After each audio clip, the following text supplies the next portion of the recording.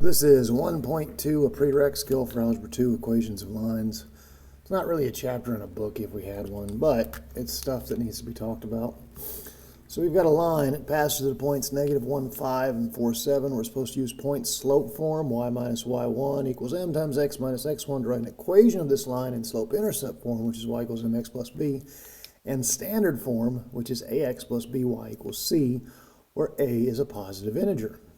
So there's a lot to this problem. Now, the first thing we're going to do is we're going to figure out our slope. So you're supposed to remember that the formula for slope, and slope is denoted with lowercase m, is y2 minus y1 over x2 minus x1. And we get those from our order pair here, okay? So this will be my x1 and my y1, and this guy right here will be my x2 and my y2. We're just going to plug some stuff in. So setting this up, I would do 7 minus 5 up top, and down low I would do 4 minus a negative 1. And that would give me 2 over what, 5? So my slope is 2/5. Now, point slope form doesn't care which point you pick. It doesn't. Most people, they just pick the first one they see. So I'm going to pick on this pair right here. So setting up point slope formula, I would have y minus y1, which is 5, equals my slope, which I found to be 2/5, times a set of parentheses with an x minus x1, which is a negative 1. And taking away a negative has always been addition, and always will be. So y minus 5 equals 2/5 of x plus 1. We'll use something we call the distributive property. We'll distribute that 2/5 in. 2/5 times x being 2/5 of x, and 2/5 times 1 being 2/5, because anything times 1 is itself. You know, they learn that in like kindergarten kids. All right, next move, counteract subtraction with addition. So, you know, off to the side in your brain, you need to figure out what 5 plus 2/5 is. I am not a decimal person. You don't need to be one either. In order to add two fractions, you have to have a common denominator. 5 could be written as 25/5. Try and get your brain to start working like that. And if you take 2/5 and you take 25/5 and you add them together, you'll get 27/5. So, just by adding to both sides, I have y equals 2/5 of x plus 27/5. And that, boys and girls, is the first part of this, which is y equals mx plus b. So that part's done. The next part is to write this thing in standard form, ax plus by equals c, where a is a positive integer. So I'm moving my train of thought over to this. Ax plus by is c. Now, layout's important. If I move this over here, I will have a negative 2/5 x because I jumped equality, and if I jump equality, I change my sign, plus that y that's there equal to the 27/5, the constant. C is just a number, is all it is. It's a constant. And it's close, but the disclaimer on this is that a is a positive integer.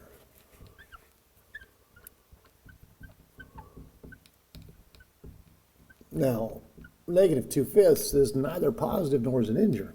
Integers are your whole numbers. Now, the easy way to fix this is just do opposites. That's really all algebra is, just do opposites. The opposite of division is multiplication. So what I'm going to do is I'm going to 5 this piece. And if I 5 that piece, I have to 5 every single piece.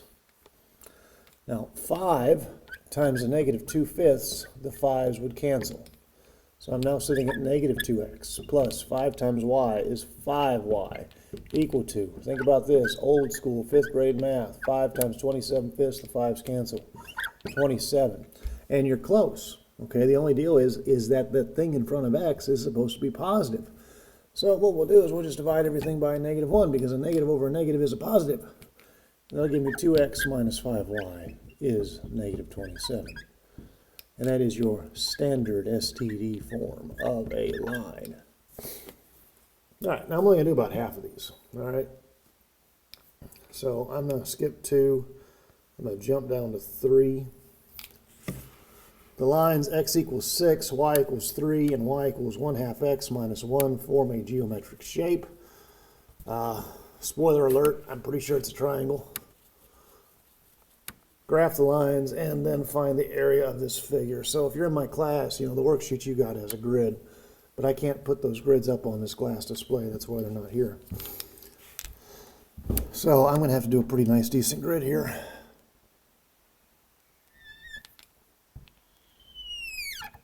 So I have x equals 6. That's a vertical line where x is 6.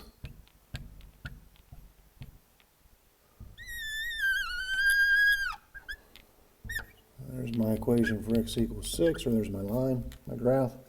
Y equals 3. It's going to be right here. I missed it a little bit. Close enough, though. It's y equals 3. And the last one is 1/2 x minus 1. So that is in slope-intercept form. It's going to cross the y-axis at -1, and then the slope is to rise 1 and run 2. So I'm going to do lots of dots. Rise 1, run 2. Rise 1, run 2. Rise 1, run 2. Rise 1, run 2. Should put me about right there.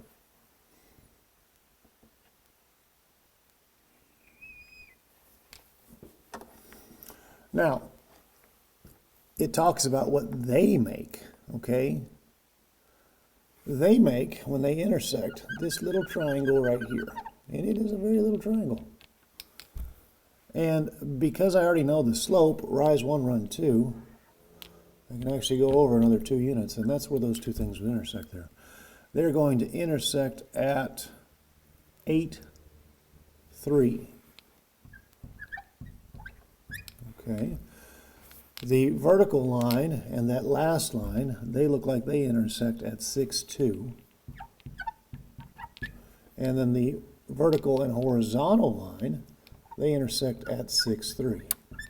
But they made this little triangle right there. Now anyways, we're supposed to find that triangle's area. So the area of a triangle, which, you know, every 5th grader is supposed to know, but I've discovered an alarming number of juniors don't know, is 1/2 base times height. So I know this is hard for some kids, but, you know, think about this triangle maybe drawn a little bit different.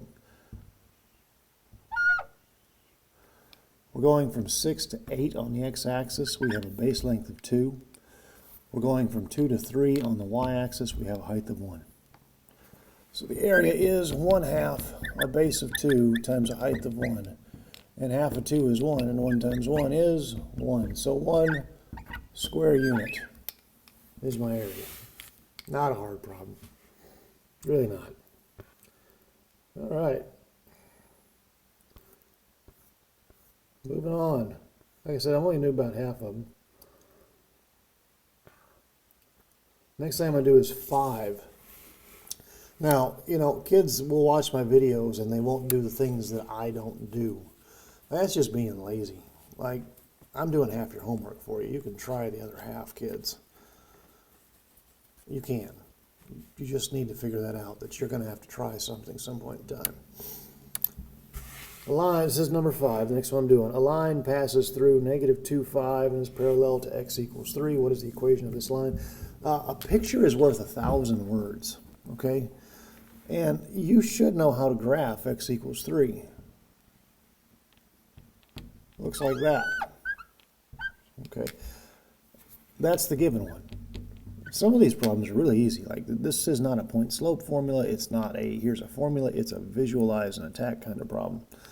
Now, a line passes through -2, 5.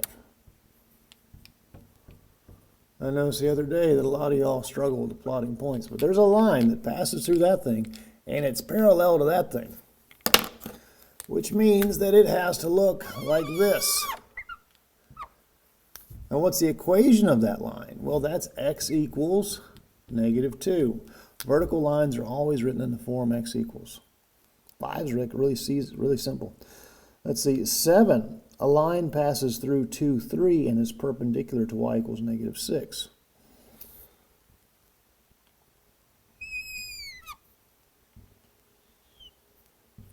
A y equals a number. Oop, didn't leave myself enough room there, did I?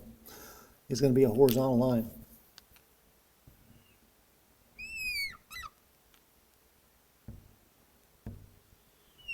Just make these small. 2, 3, 4, 5, 6.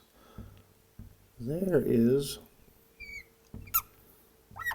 y equals negative 6. Now our point is at 2, 3. 1, 2, 1, 2, 3. And we're going to be perpendicular. Remember the T? We're going to be perpendicular. So we would look like this. And that is a straight vertical line. It's going to be in the form x equals, and the x value anywhere on that line is 2. Sorry, you couldn't see that. 2. X equals 2. All right. Moving on to 9. Classify each pair as parallel, perpendicular, or neither. So there's some things that you need to know about being parallel. Parallel lines have same slope.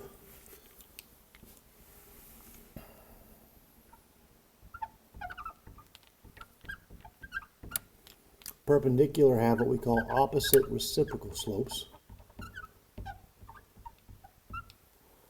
And neither just means they're different. Like, if you don't know what neither means, ugh. Anywho, I'm not going to do all of these.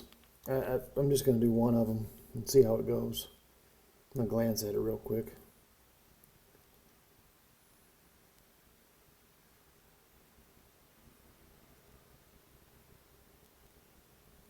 Which one do I want to do here? Let's do 9. So in order to see slope, what you really need to do is you probably need to convert to y equals mx plus b. It's the easiest way to see slope, because whatever's in front of the x when you're in a singular y equals is your slope. That's the way I've always done it. So let's do that. Let's start on number 9. To convert to y equals mx plus b, the 6x is going to have to move over, and it's going to change from positive to negative. You jump equality, you change your sign. 24 didn't move, so it's still plus 24. And we're going to divide out the negative 12 because we need a singular y equal to, right? And that'll give us y equals negative 1/2 x minus 2. So I can see that the first line has a slope of negative 1/2. Okay? Call that M1, slope of line 1. The second line, if we move our 4x over, we'd have twice y equals negative 4x. I made a mistake. A negative over negative is a positive. There we go. Twice y equals negative 4x plus 8. And we'll divide out that 2 this time. And that'll give us y equals negative 2x plus 4. And I can see that the second line has a slope of negative 2. Well, now what's the relationship between these two things? These two things are opposite reciprocals. They are therefore perpendicular. That's the symbolism of perpendicular. Oops, you probably can't see that. It got in the way of the white text. Perpendicular lines, kids. Perpendicular. All right, and the last one I'm going to do in this video is number 12. Write an equation for a line with a slope of negative 1/3 that passes through the point 4, negative 2 in vertex form. Now, this one is like so easy. It is so easy. Vertex form for lines is not something people would probably teach, but, you know, it makes sense to go ahead and introduce it. You know, when we talk about vertex form later on, we learn that H and K are what we call centers or starting points, and lines don't really have a starting point. They don't really have a center because they go on forever and ever. But all you got to do is plug stuff in. Now, when you use vertex form, that A right there could more or less just be an M. It's a lot like point slope form. It really is, except it gives you a point, and you can just work from that point. All right, so we're just going to plug in, and we'll have y equals, we have a slope of negative 1/3, that's given in the text, times parentheses x minus h. And where do you get h and k? Well, they are your x's and your y's. So x minus a 4, close parentheses, plus k, and k is a negative 2. And that's it. Like, vertex form, point slope form, they're the same formula, they're just rearranged. But vertex form is nice because this is telling me, hey, if I want to graph this thing, and it's not a part of it, but I'm going to go right 4, I'm going to fall 2, and then my slope is going to be to fall 1 and run 3. And that's what the line looks like. That's why vertex form is so easy.